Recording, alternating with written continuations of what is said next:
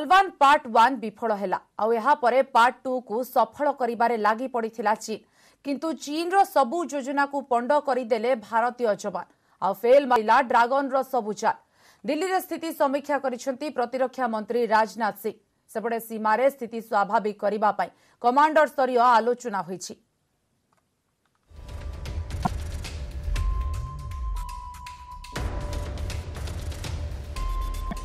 पुणी थरे सीमारे अनुप्रवेश उद्यम करने को चेष्टा करी विफल हेले चीन सैनिक। भारतीय जवान अलर्ट रहिथिबा जोगु चीन रो सबु चाल पंड होई जाइछि।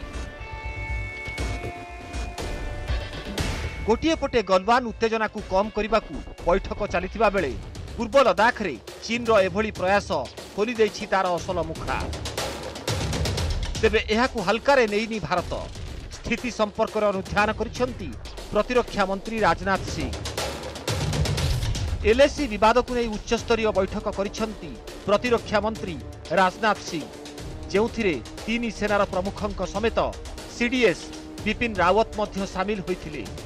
एलएसी रे होइथिबा उत्तेजना और भारतीय सेनार स्थिति को नहीं बैठक रे चर्चा करा जाइथिबा सूचना मिलिछि। एथिसह चीन जदि कौनसी दुस्साहस करे तेबे तार जवाब भारत पक्षरु केमिति दिया जिवो से नहीं मध्य बैठक रे आलोचना होइछि। एही बैठक रे जातीय सुरक्षा परामर्शदाता अजित डोभाल और वैदेशिक मंत्री एस जयशंकर मध्य सामिल होइतिले। गोटिए पटे प्रतिरक्षा मंत्री अध्यक्षतार उच्चस्तरीय बैठक चलिथिबा बेले सीमारे मध्य पागोंग ह्रदर दक्षिण रे होइथिबा उत्तेजना को कम करने को मध्य जारी रहिछि प्रयास। मिलिथिबा सूचना अनुसार मंगलवार ब्रिगेड कमांड स्तरीय कथबार्ता उत्तेजना संपर्क में आलोचना होइछि। दीर्घ समय धरी चलिथिला एही बैठक। एही बैठकर मुख्य एजेंडा रहिथिला पागोंग ह्रदर आखपाख अंचल स्थिति। भारतीय सेना पक्षरु सोमवार सूचना दिया जाइथिला चीन रो सेना गत 29 और 30 अगस्त राति रे पूर्व लद्दाख रे स्थिति बिगाड़िबा को प्रयास करिथिले। हेले भारतीय सेना पक्षरु एहार उचित जवाब दिया जाइथिला। एही अंचल को कब्जा करबा उद्देश्य रे चीन एभली कारनामा करिथिबा जणा पड़िछि। बड़ कथा हेउछि एही अंचल रे गत 3.5 मास हेला सीमा विवादर समाधान पई जारी रहिछि कथावार्ता। एहा पूर्वरु दुई देशर सेना पागोंग ह्रदर उत्तर कूलरे मुहामुही होइथिले।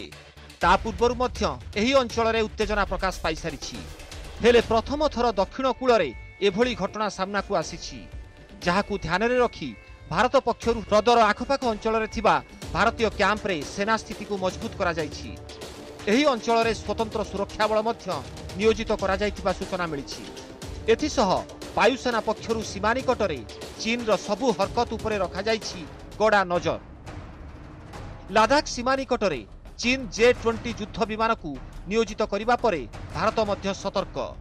भारत मध्य सीमा निकटरे थिबा निज लढुआ विमान को नहीं अलर्ट। सीमारे भारत शांति चाहे, एथिरे कौनसी द्वंद्व नाही।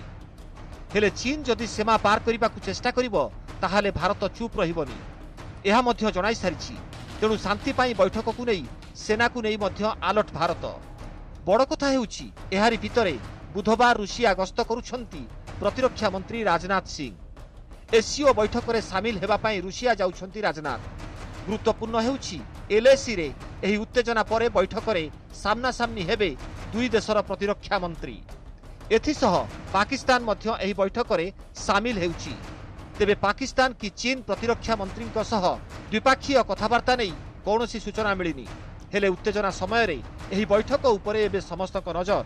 Bureau report, news 18 Odia.